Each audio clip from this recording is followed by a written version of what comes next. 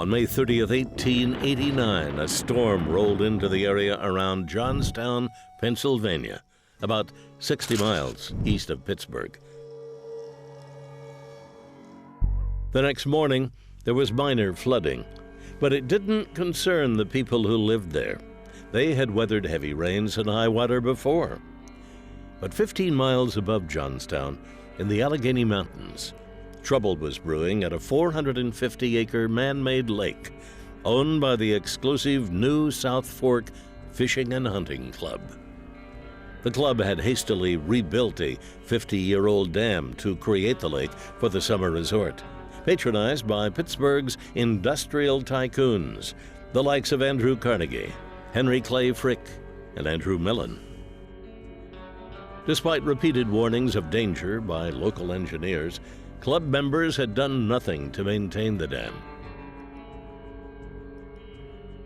And at about 3:15 in the afternoon on May 31st, it burst, releasing 20 million tons of water. It took about 40 minutes for the lake to completely empty, doing so with the force of Niagara Falls. The water roared down the mountain at speeds up to 40 miles an hour, uprooting anything in its path and carrying away trees, telegraph and telephone poles, railroad equipment, stone and wooden bridges, and tons of soil and rocks. The juggernaut slammed into Johnstown just after 4 p.m., sweeping away people and livestock and shattering more than 1,500 businesses and homes.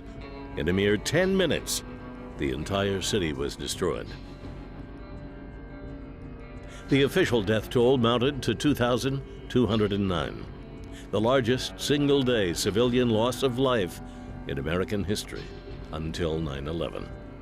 Makeshift morgues were set up around the town, but hundreds were never found, and a third of the corpses were never identified.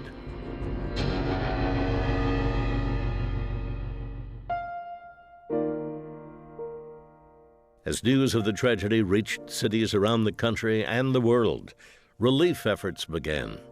But they had to rebuild the train lines before things like food, clothing, and tents could get to Johnstown. It was the first crisis handled by Clara Barton and her newly formed American Red Cross. Barton stayed and helped the survivors for 5 long months.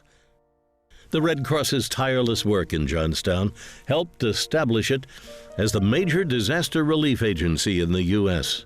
As time wore on, newspapers started raising questions about the South Fork Club members' responsibility for the flood because of their neglect of the dam. In the end, though, they were never held legally responsible.